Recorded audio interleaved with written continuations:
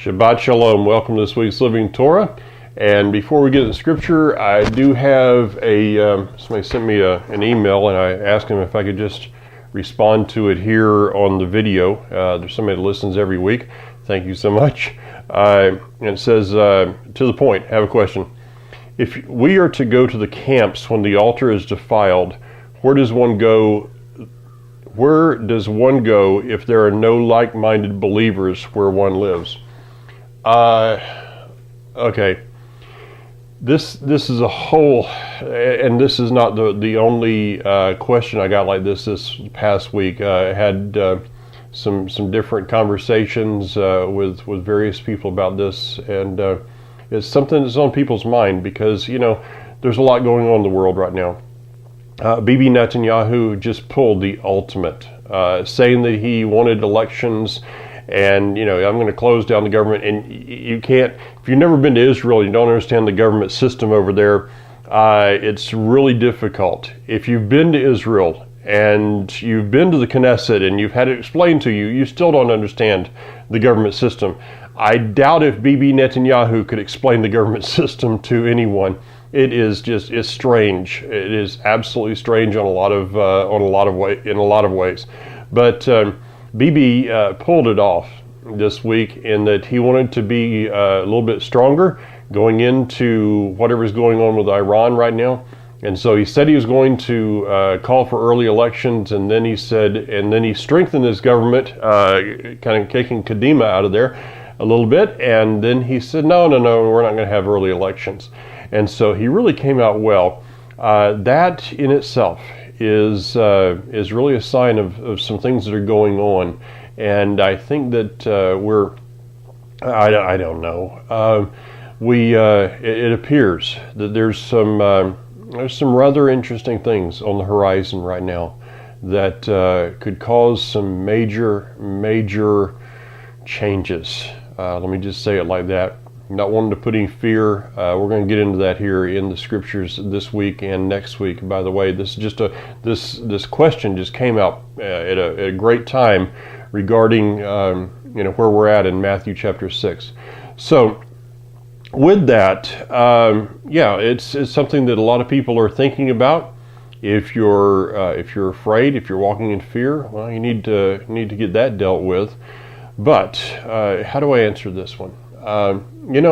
Back in the days that I was pastoring a Southern Baptist Charismatic Pentecostal Messianic Zionist church in North Florida, and was really still, though we were very much heading toward Messianic, was still very much into my pre-trib rapture teaching and theories and all of that. And it was so easy back then to read Hal Lindsey's book, The Late Great Planet Earth, and all of these, go through Bible school and they teach about the rapture and all that. And it was just so easy because all you had to do was just kind of live life and, go to church and pay your tithe and show up on time and don't smoke, drink, cuss, or go out with girls. Don't smoke, drink, chew, or go out with girls that do. And if you did all those things, then one day there was going to be a rapture bus, and the rapture bus was going to come and take you away, and 7-year party in the heavens, and then come back and the story from there. It was so easy. It's not so easy anymore, and people want to put it into kind of a nice little box. Okay, this is what's going to happen when and everything. I just don't see it like that, folks. This question, when the altar is defiled, yes, there's coming a day that the altar is defiled, okay? But then what are you going to do? I think you're going to have to listen to the Spirit. I think you're going to have to listen to His Spirit of what you're supposed to do. Does that mean that you're to go and be with some like-minded believers? Maybe so. Does that mean that you're supposed to just stay at your home with your family? Or even if it's just yourself? Maybe so. We look at the scripture, and I just looked at it again this morning in Jeremiah 51, about when we see some of these things happen, let Jerusalem come to your mind. Well, I know where Jerusalem is. I was just there. What's Babylon? Is it the city in Iraq? Is it America? Kind of looks like in a lot of ways. Is it the world system? And then let it come to your mind. Well, let Jerusalem come to your mind. Then what are you supposed to do? See, we want this box so that we got it all figured out, so that we don't have to think, and we don't have to pray, and we don't have to seek the Almighty on what we are to do individually. And that was one of the hardest things in teaching preparedness through a number of years here, is that people would always come at the end of every single, I think almost every single meeting that I would do. Well, Mike, what am I supposed to do? I don't know what you're supposed to do. I said it like this. When people would, I'm going to just take about 5 or 10 minutes here, not a lot longer, but I say it like this. When, I talk about food storage, and somebody'd come and say, how much food should I store? And I'd say, I don't know. And they'd say, but you're supposed to know. You're the teacher. And I'd say, no, here's the question. You just asked me, how much food should you store? Well, I can't tell you that because I'm not you. See, you've got to seek God about what you're supposed to do, not what I'm telling you to do. I may give you some guidelines of what you're to, if you're going to go in this direction, here's some guidelines of what to do. This is this is the economical way, and this is the way that's going to work well, and this is going to pan out for you better. We do a lot of stupid things. People at Y2K bought, 100 pounds of grain, didn't have a grinder, and didn't know how to use one. Well, that's not going to go over too well, is it? So I was giving guidelines, but then I'd tell people, you need to seek Him. You need to seek the Almighty of what you're supposed to do. And He may tell you to go out and buy 2 jars of peanut butter. And, you say, well, I've got some extra cash. Buy 2 jars. That's all you're to do. If you buy 3, you're disobedient. He may tell you to store enough food for 10 people for a year. You say, I don't have any money. He didn't tell you to charge your charge cards up, to charge that up. He didn't say to mortgage your house. He said to do this. Okay, let Him provide and how to do it. But though we are a community of individuals. And if each one of us has everything today in a nice, neat little package, all wrapped up with a bow on top, where's faith in that? You say, I'm talking about faith and storing food or storing water or something. It's the same coin, just a different side. See, if we want to say that we shouldn't do anything, and this is where we're going to get into in the scriptures probably in next week, I believe. But if we're going to say, well, we shouldn't, if doing anything is a lack of faith, well, then Joseph was a man that didn't have any faith. Solomon spoke of the ant that stored and didn't have any faith. Look at the Proverbs 31 woman who went and she prepared for her family. She's now a woman of lack of faith. The little boy that brought the loaves and fish, his mama was a woman of no faith. No, we've got to get out of this concept that there's going to be, we got to get out of, we may have left the pre-tribulation rapture behind, but I think some of the mindset came forward. They were still trying to figure out exactly what's going to happen. Ladies and gentlemen, I don't know what's going to happen. You say, well, you're not much of a teacher.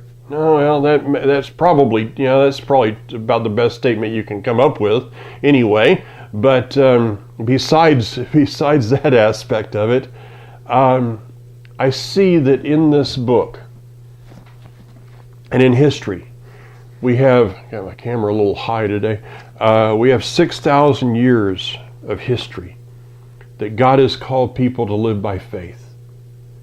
And we think that somehow He's going to change for us.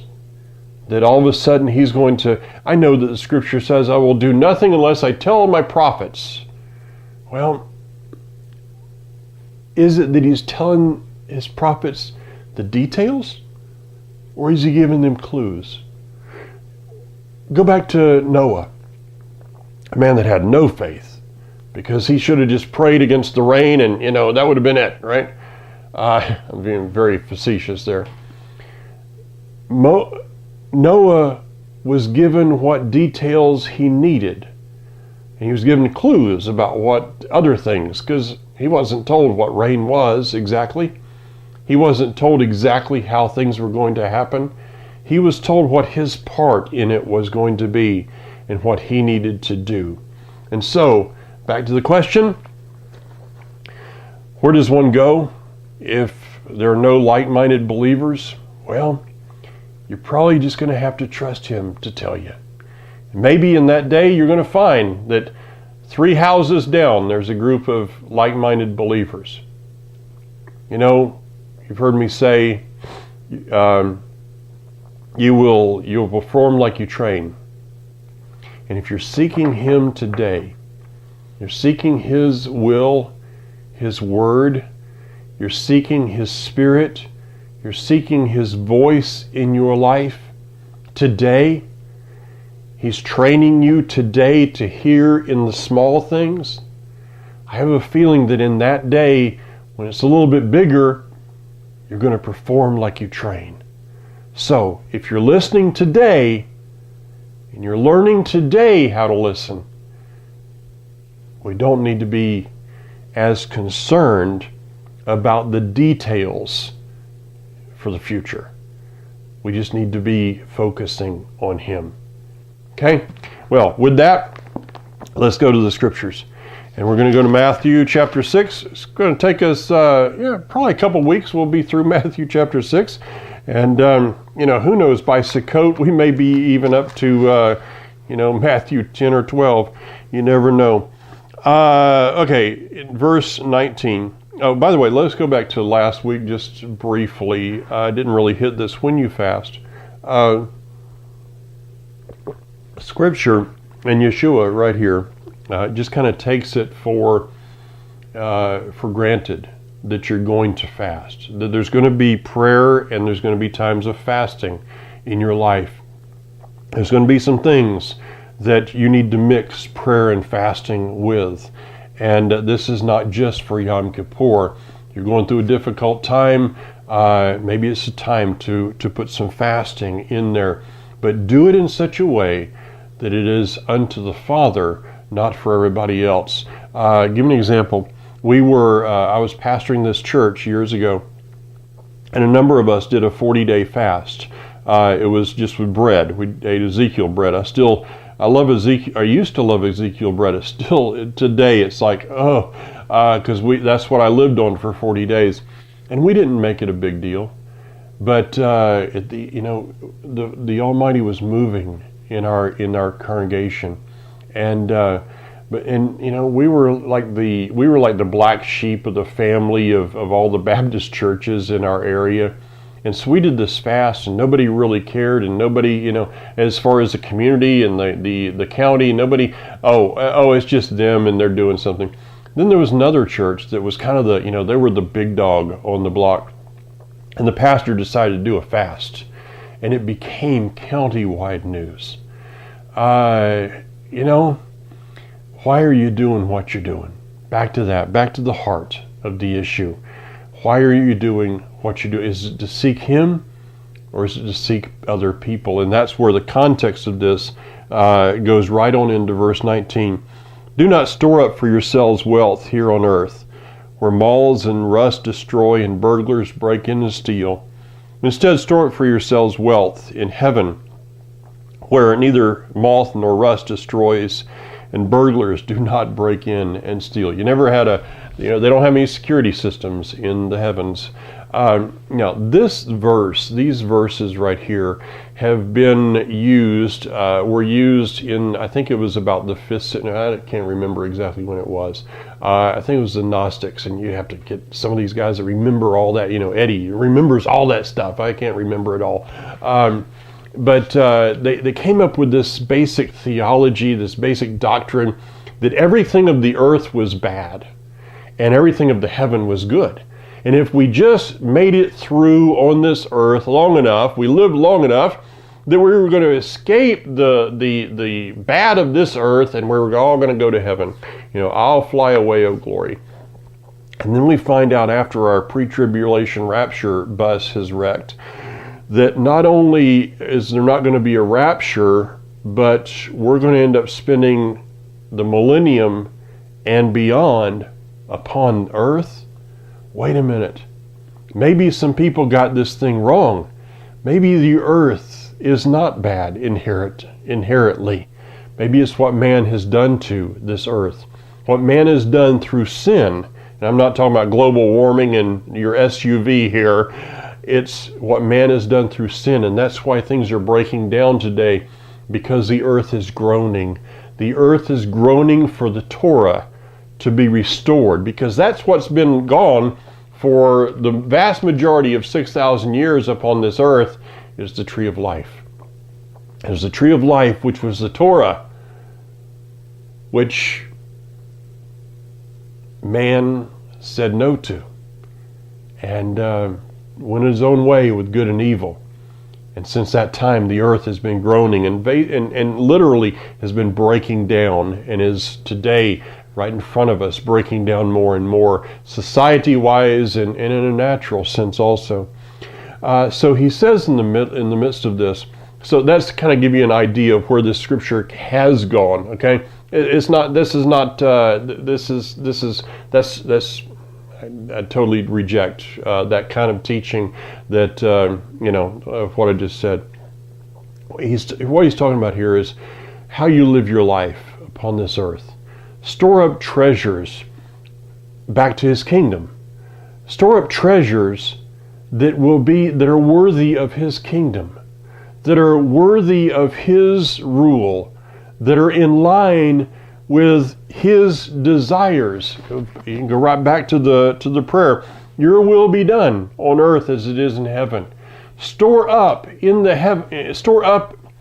your life. Invest your life in something that he would be proud of, instead of something that the world would be proud of. Investments. And of course, the first thing that somebody says is, okay, you're going to talk about money. No, that's number 3 on the list, okay? The first thing that I believe that we should be investing in is people. Now, you probably never heard somebody start this verse. Store up yourself wealth here on earth. How do we do that? We do that through investing our lives in people. You can invest in money. You can have all these, the CDs and the 401ks and the stock markets and all those things, and it goes up and down. Silver and gold. Price goes up, price goes down. And if that's all you're investing in, well, guess what? You're going to die one day. And when you die, all that you've invested in, all that you've done, all those bank accounts, your children are probably going to spend that all in about 1 year or less, is what I've heard some experts say, that they'll spend it all. It'll all be gone. You invest in that big car, that beautiful car, that nice shiny car, and you go to a Walmart parking lot. So much for the nice shiny, no dents, huh? Because somebody runs a cart right in the side of it. Somebody spills something on a seat. Moths and rust, and the burglars are breaking in and stealing because we didn't put our treasures into the right area. Where should we be investing?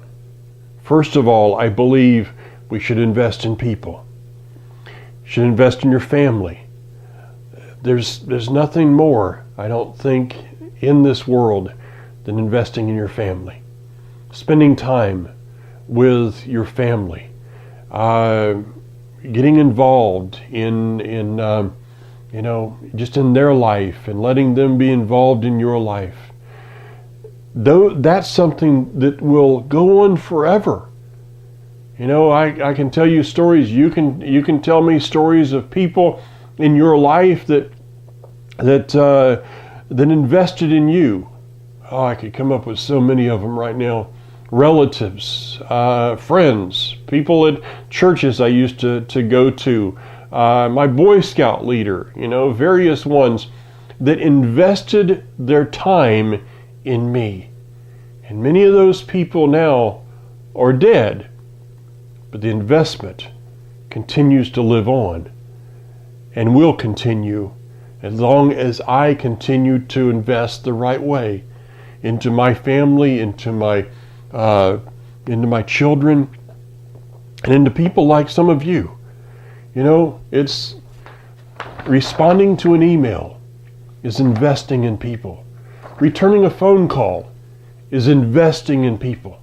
Returning an email, just picking up the phone sometimes and telling a person, hey, I just wanted to check in with you.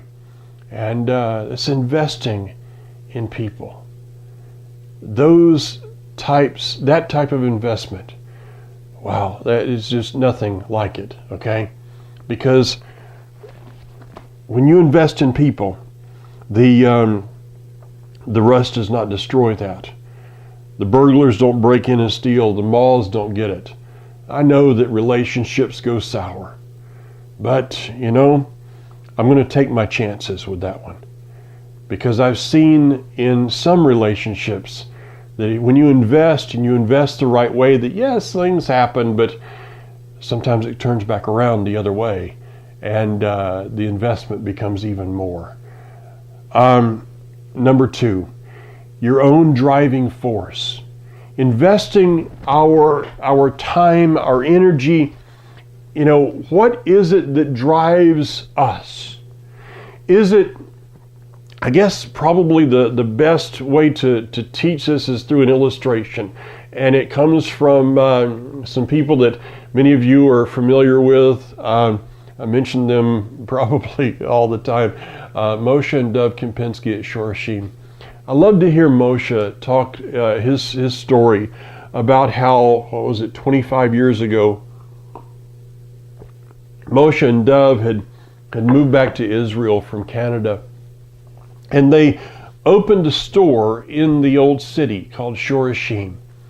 And here's the purpose that they opened that. The reason they opened that store, they say, is this, and I sure do believe it.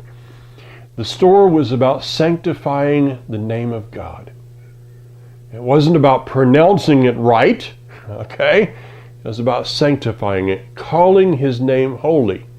And so they began this store, and everything in the store was about Him, was about His name. Everything in the store had a scriptural basis. There was no, you don't go to Moshe's shop and buy trinkets. Okay? Somebody, when I was there the last time, we've been into one of the stores and we bought some things, and it was like mezuzahs and and stuff like that. And somebody said, "Well, yeah, you can buy those trinkets." And I turned and said, "I don't believe the things of God are trinkets." Okay, I take that kind of personal. You don't find trinkets in Moshe's shop. Everything in Dov's shop, everything there is about sanctifying the name of Elohim. And so they started this store 25 years ago, and through some very difficult times, through the wars, the intifadas, they're still there. And they have become a driving force today for the reuniting of this family, of bringing people together, Jew and Christian together in that store. Now, I believe that their success, they have been able to provide for their families through that store. And I believe that their success has been that they began it with the driving force of sanctifying His name, not their name. They did not begin that store with the idea of, okay, Dove, we need something to provide for our families. Let's start this. Let's open a shop to make money. Do you really think that 25 years later they would be where they are? I don't. Ask yourself, when you wake up in the morning, what's the driving force of your life? Is it to sanctify His name? To glorify His name? You know, as we've been counting the Omer, we're on day 32 today, I believe it is. My prayer every morning and many times in the evening as we eat, as we have our meal, is that through the day that His name would be glorified. I think that's investing in something. I think that's investing in a place that moths cannot destroy that. They cannot eat that up. Rust cannot destroy that. And thieves sure can't break in and steal what you have done in your life to sanctify His name. Yes, the scripture is clear when we continue to read that He is talking about money. For where your wallet is, where your checkbook is, where your debit card is, shows a lot about what your priorities. It shows about the driving force in your life. It shows in where your investments are. If you open your checkbook, if you just kind of laid your bank statements out in front of someone, it doesn't take but just a moment to really find out where your heart is. Now, maybe maybe you've been blessed and you own a few things in life. There's nothing wrong with the things. It's what you do with it. If your yard is full of all the toys, if your gun cabinet is full, is full to overflowing, and what would the ladies say? I don't know. Who knows? Got myself in a hole right there. But if it's not, I believe that the Almighty desires to bless us, but He desires to bless us, back to Genesis chapter 12, so that we can be a blessing. If you go out and you buy if I go somewhere here, I'm trying not to get myself in trouble here. Let's say that you buy a new sailboat. Okay, I think I'm safe on that one.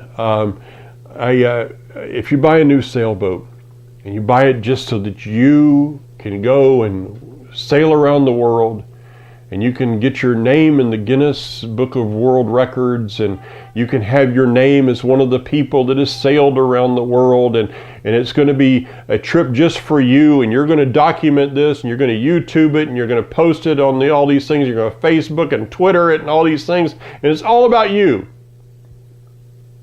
As opposed to, I know some people, let me go back to an actual illustration. It was a man a number of years ago. He had a neighbor that was into woodworking. This neighbor, and this is in our Christian days, okay, that's okay. And this guy was into woodworking. And so he, this neighbor was not saved, okay, didn't go to church or anything. And this man just said, I just really want to invest myself in this man's life. I would like to see this man come to Messiah. And so he had no desire of anything about woodworking. But he went over and he started to help this guy in his woodworking. And he said, I'd like to buy some things too. Could you help me and set up my garage? And could you come over and maybe work with me? And so it became this kind of a thing between them, and they built some relationship. And the ending story is, yes, the guy ended up coming to Messiah through that. What was he doing? Some people would say, well, you don't have time for that. You just go to the store and buy things, and why are you wasting your time? He wasn't putting himself in the wood. He wasn't investing in the wood or the cabinets or things like that. He was investing in his neighbor. That's what this is talking about. Now, so there's nothing wrong with the stuff. It's how we use it. It's what we use it for. Are we using something to glorify His name? To invest in people? Or is life about us? Is it all about us? You know, we have here, we're doing a lot of stuff as far as gardening goes. And my driving force, besides the fact is I can't stand to pay $6 for a watermelon that doesn't have any taste, and $2 for a tomato that's flavorless. My driving force is to be able to help others possibly, and help them in kind of making it through if things do go south, or it's what you do. Why are you doing what you're doing? Okay, and that of course leads us, when it comes to stuff, we got to talk a little bit about money. The scripture is very clear about giving. Now I've heard all the excuses. There's no Levites, there's no this, there's no that. I had somebody that said, well, when I start growing corn, then I'll tithe on corn, because that's what tithing is all about, is corn. I've heard every excuse, most of them 4, 5 to 10 times. They're all an excuse. It's peanut butter, as we talked about. I talk about peanut butter a lot, don't I? It's all excuses. All right. The Word talks about giving, and where your heart is, your heart and your wallet, your checkbook, they're tied together. And folks, I can say it and I'll get somebody mad at me, and that's okay. If you're not tithing, you need to look at these scriptures, because we're going to talk about that a little bit more here in just a moment, of where you actually are. If you can open your wallet, your checkbook, and there's not giving there, I have, and other ministries do, and this is not just commercial for us. I have people that have watched us, have watched this face now, crazy folks, for 6, 7, 8, 8 years now, and have never given a dime. You've never sent, you listen to this teacher or that teacher, and you've gone to a conference and you come to a table and they've got, CDs. When I do a teaching, or Brad or Rico or any of these guys, folks, that's investing our time. That's investing who we are into that. And I've had people, can you give me one? And it's so cheap. It's not they can't afford it, because somebody comes to a conference I'm doing, and a number of you know this, and somebody can't afford something, and I think you're actually truthful with me, you can have it. I never say no to something. It's not about money. This what I'm saying is not about money. But there are people that have listened to me, and I've invested my time, my study, myself into you, for some of you for maybe up to 8 years. You've never given a dime. I think you ought to ask yourself, where is your heart? Where's your treasures? Okay, well, let's go on with this. It says, for where your wealth is, there is where your heart will be also. The eye is the lamp of the body. So if you have a good eye, that is, if you are generous, your whole body will be full of light. But if you have an evil eye, if you are stingy, your whole body will be full of darkness. This, by the way, this verse right here that I just read proves that this book was written in Hebrew, because there is no Greek idiom that comes along with this one. This is speaking of an actual Hebrew idiom of the eye. We've heard. You can go on the internet and you can Google this. The old idiom: the eyes are the windows to the soul. It's said that, you can look in a person's eye. Look me in the eye.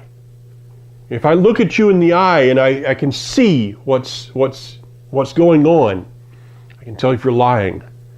A lot of times you can tell if a person's lying or telling the truth, or if they're uneasy. We have these people who are experts now in body language, and there's all kinds of things about body language. And when I'm doing this, I'm actually doing something. I don't know what it is. But if you look a person in the eye, you don't need the body language. You can see what's going on. And it's fascinating. Kathy went up. There's a lady up north of us that actually does the retinal stuff. I don't understand this, but she can actually look in your eye, and through the spots and all the things and the retina and whatever else it is, she can actually tell you things that are going on in your body, both good and bad. Isn't that amazing? Isn't it awesome that evolution was so smart to cause something like that? Maybe evolution's, you know what it is. I don't even need to say it. The scripture says we are fearfully and wonderfully made. And the Almighty Himself, in creating our bodies, said, I'm going to put something there. I'm going to put two of them there so that somebody can look and see what's in a person, both physically and spiritually. Emotionally, you can see what's in a person through looking in their eyes. And this is what the scripture is talking about here, is a good eye. Because if your eye is looking at the right things, it's what you look at, okay? Where you're looking. And if your eye is focused on the good, on going toward God, on investing in what He would invest into people, into seeking His kingdom, with our finances, our resources. It says you shall love Adonai your Elohim with your heart, your soul, and it says resources. That's what it says. Okay, you can't get away from this thing. You can make excuses, but they're just peanut butter. In the end, you have to go back a few weeks to understand what I'm talking about if you miss some. So it's talking about where we're looking and what we're looking at and where we're driving. You're going to go where your eye goes. A friend of mine I've never been much for motorcycles because as a kid I was running this, I was on a little Honda 70, I think it was. It was one of those little tiny things. And I wrecked it in a driveway, and I thought, I don't need to do that anymore. So, but you can do this with your car too, not just a motorcycle. You see something in the road, say there's a dead animal in the road in front of you. If you stare at that, you know what you're going to do? You're going to run straight over it. I'm told if you're on a motorcycle, you're going straight over it with, two tires, and you're going to maybe go to the side. A car, you're going to hit it. What you stare at is where you're going to go. You got to look to the side.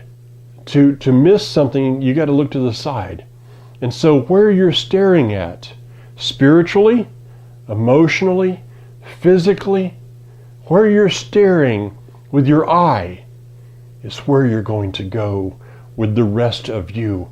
Your body, your resources, your energy, everything is going to go where your eyes are staring. If then the light in you is darkness, how great is that darkness? Now we know that the enemy comes as an angel of light. And so there are people out there that the light that they have within them is an evil light. It's actually a light that comes from darkness, which seems like kind of an oxymoron, but it's a scriptural oxymoron. There's things that we do that can be good. We can still today very easily eat and act and react and live our life by the knowledge of the tree of good and evil, thinking that the light that is in us is the true light but yet it's not His light.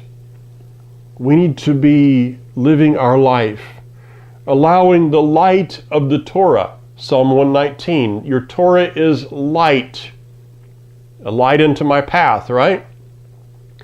And where that light goes is where our eye goes, and where our eye goes is where we go. All ties together. So we need to allow His Torah to examine us. And there are ways that we do that. Go back to your checkbook. Allow the Torah to examine your checkbook. Allow the Torah to examine your, I would say day timer, but we don't use those anymore. Allow the Torah to examine your calendar on your computer. Allow the Torah to examine the pictures that are on your computer. Allow the Torah to examine the music, the videos. Let's go on from there, and I'll get to that. If that light that is in you is darkness, how great is that darkness? No one can serve two masters. For you will either hate the first and love the second, or scorn the second and be loyal to the first. You cannot be a slave to both God and money. This is what he said, okay? I'm just expounding on it some today. These verses, to me, are saying this: don't kid yourself. If your life is all wrapped up in material wealth, if your life is all wrapped up and you can have it wrapped up in material wealth and be pretty well broke, by the way. It's not that you have a pile of money. It's kind of like this. I've never met somebody that could live on 90%, at least in their mind at first.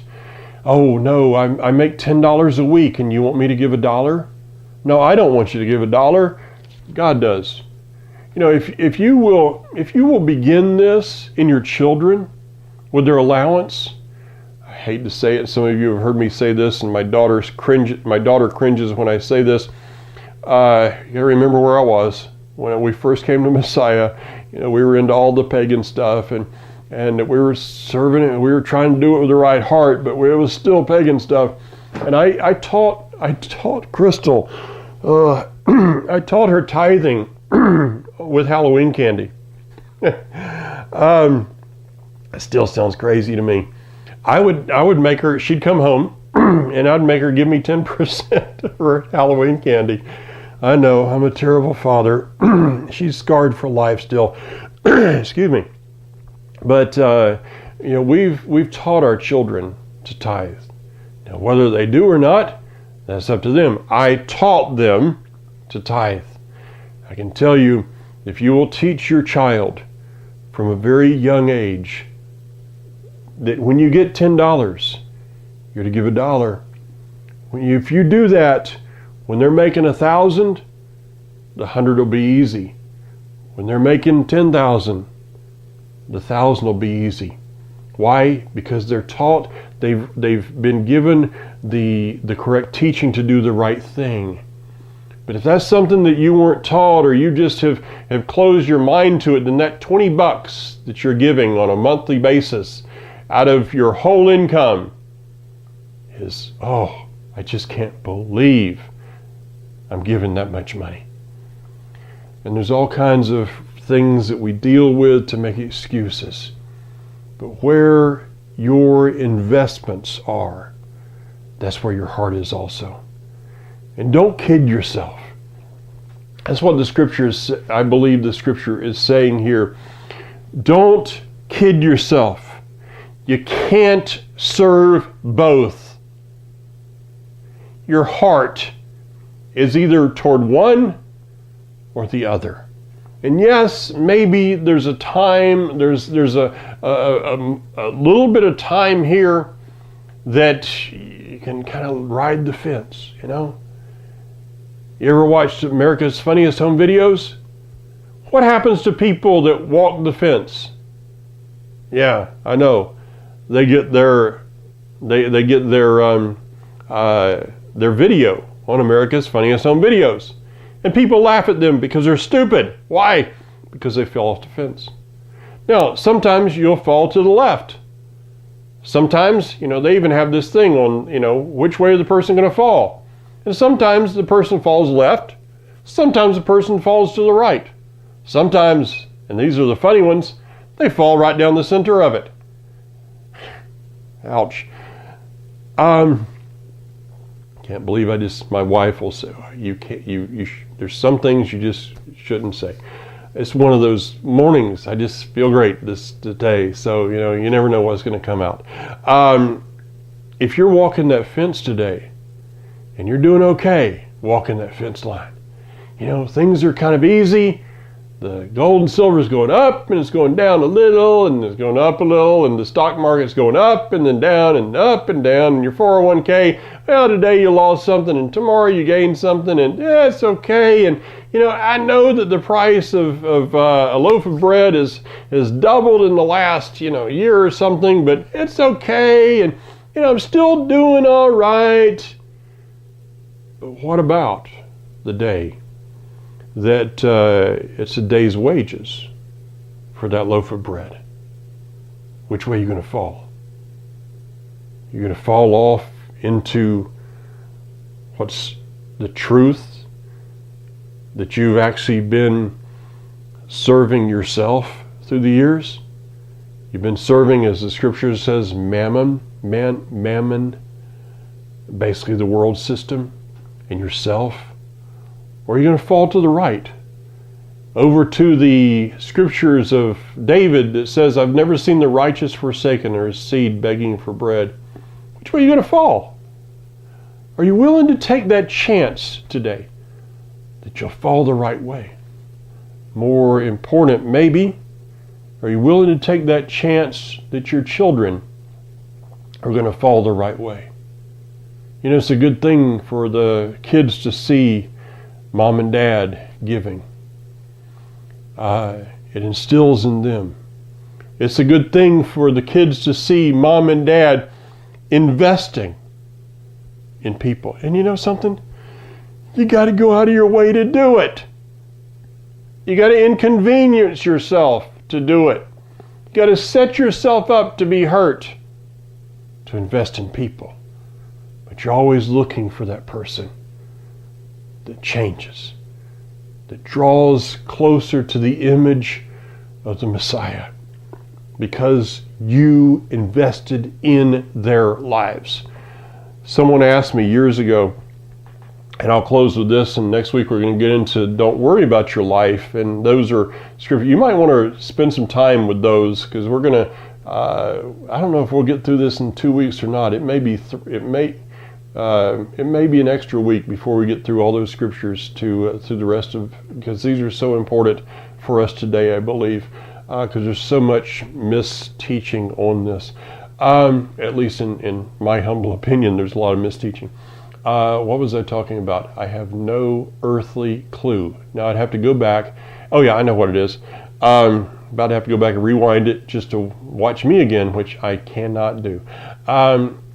Years ago, I was pastoring a church, and someone asked me. I pastored full time.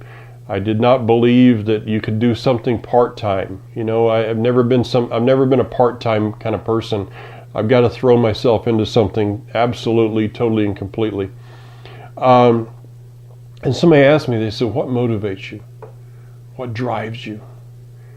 And I thought, well, it can't be the money, because I wasn't, back then I really wasn't making even enough to pay the rent. But God was good. He has always, and I believe will always take care of us. But I said, well, it wasn't that. It sure wasn't the fame, because we had like one of the smallest churches in the county. We were the black sheep. It wasn't the wonderful headlines, because we didn't have any. So I thought about it for a while, and I said, let me get back with you. And a few weeks later, I had a relative that at that time he was looking at he had some things to say, and I said, I'm going to be out of town, and I'd like you to speak for me this Sunday morning. Wow, this Sunday morning. It's not a Wednesday night, it's a Sunday morning. It's either Sunday morning or Sunday night. And I saw such a change in his life back then when he did that. And it finally dawned on me. The reason I do what I do is to see people's lives change. That's what it's all about. To see somebody that wasn't walking with God and they start to walk with Him. There's nothing greater than you can invest in life than people. I've seen a lot of people that you invest in and they take advantage of it and just go their own way and leave you in the dust, and who cares? It's all right. They're going to have to stand before the Almighty on that one. And I'll have to stand before Him too. And maybe my judgment will be, why'd you give up so quick? Don't know. So these scriptures, invest in the right things. And don't kid yourself. Open that checkbook. Open that calendar. Look at what's on your computer, in your video cabinet, all of these different places. And make an honest assessment. Where is your heart? You can't serve two masters. You may be getting away with it a little bit now. You're not going to in the future. You're just not going to. So, with that, I'm going to, for the person that emailed me, I'll be talking more about this next week as we get into these scriptures about, I tell you, don't worry about your life. And so I'm going to try to bring in hopefully a very balanced approach on these scriptures. So with that, Shavua Tov, have a wonderful, blessed, and prosperous week. And I pray that these words just really get through to not only to your life, but to mine also, to continue to reevaluate, where are we laying our treasures up? Where moth and rust and burglars take it away? Or are we laying our treasures up in a heavenly realm where nothing can take that away? See you next week. God bless.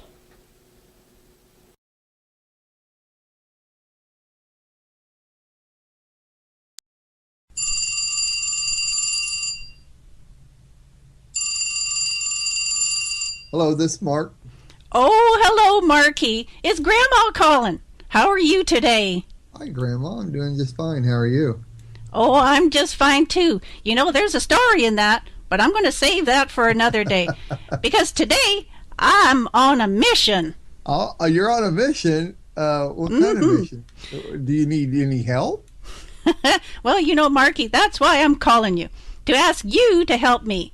My mission just won't take long, but I just need to have you explain something to me in greater detail. Okay, Grandma. What do you need to explain? Well, remember last year was my first year celebrating Hanukkah, and I thought you were talking about these Star Wars movie people, Hans, Luke, and Leia. Yeah, I remember. Their names just sound so much like the Hanukkah from the Hanukkah menorah, Yeah. Well, now that I have experienced one Hanukkah, I would like to know more about this celebration. Oh, good. All right. It's not just a Jewish festival to celebrate lights, is it? No, you've got it right, Grandma. Hanukkah may be known as the Festival of Lights, but it's also known as the Feast of Dedication. About a couple of hundred years before Yeshua was on earth, the Maccabean revolt brought down the Greeks and their hold on Jerusalem. and it ended in the ban against worshiping God. One of the first events was to light the menorah in the temple area in preparation of rededication of the altar. That's why this holiday has interchangeable names like the Feast of Lights and Hanukkah, which is Hebrew for dedication. Oh, yes, Marky, I agree with what you're saying. But there is so much more to this festival than even what our Jewish brethren recognize, isn't there? Yeah, well, that's actually quite the understatement. This festival, like all the festivals, points to Yeshua. In John chapters 8 and 9, Yeshua is quoted saying that he is the light of the world. The function of the menorah in the temple is the same thing. We know that the temple is a miniature representation of all that God has created, like the universe and the world that we live in. Mm-hmm. The menorah was the central light within the temple. It was being a light to the world. Oh, my, Marky. That is profound. Yeah, profound. That's words they use for me all the time. Of course, there's more to it, Grandma. Yeshua is referred to as the branch of David in Jeremiah 23 and 33, I think. Both the menorah and the Hanukkah have branches on which the lights set. The top of that picture analogy, Yeshua is also referred to as the suffering servant who took the sins of the world upon himself so that we could have access to the light of the world. We refer to this as the way of salvation. That is displayed in the shamash, or the servant candle, the candle that's right in the middle. But it's not only access to the light, it's also to help us become lights also, just as when the servant candle lights the other candles. Oh, Marky, I have just had my eyes opened a whole lot more to this amazing time of celebration. I'm glad to be observing this instead of Christmas. And from what you've been telling me, Hanukkah is not something we do to replace Christmas. It's something far more special. Oh, right. Thank you, Marky, for helping me out with this mission of mine. Well, as always, you're welcome, Grandma. Call me anytime you're on a mission or just want to talk. Oh, I will, Marky. I have you on speed dial now, So I'm looking forward to hearing more about Hanukkah on Little Lammy Radio, too. I have the radio on instead of my TV now. All right, good. And I'm making sure my friends are tuning in. This is such a blessing. Awesome. That's great, Grandma. Keep telling more people about Little Lammy Radio, okay? I will. I really do appreciate all your help. Hey, Grandma, I need to go. I have a meeting with a new producer to show her the ropes on how to run the radio controls. Can we talk later? Oh, yes, sure, Marky, anytime. You have a wonderful day and a good meeting, okay? Bye-bye. I love you.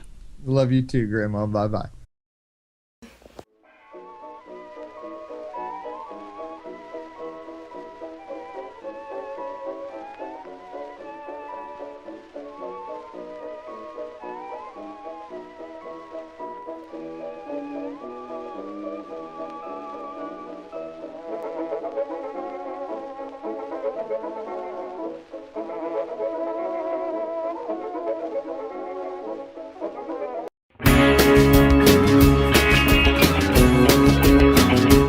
We are richly blessed to bring you what we believe is the fullest, most diverse, yet up-to-date progressive teachings, discussion, and prayer programming you can find anywhere on this planet.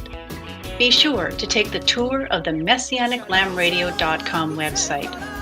I'm Susan Hoogie, thanking you for joining us on the Messianic Lamb Video Network.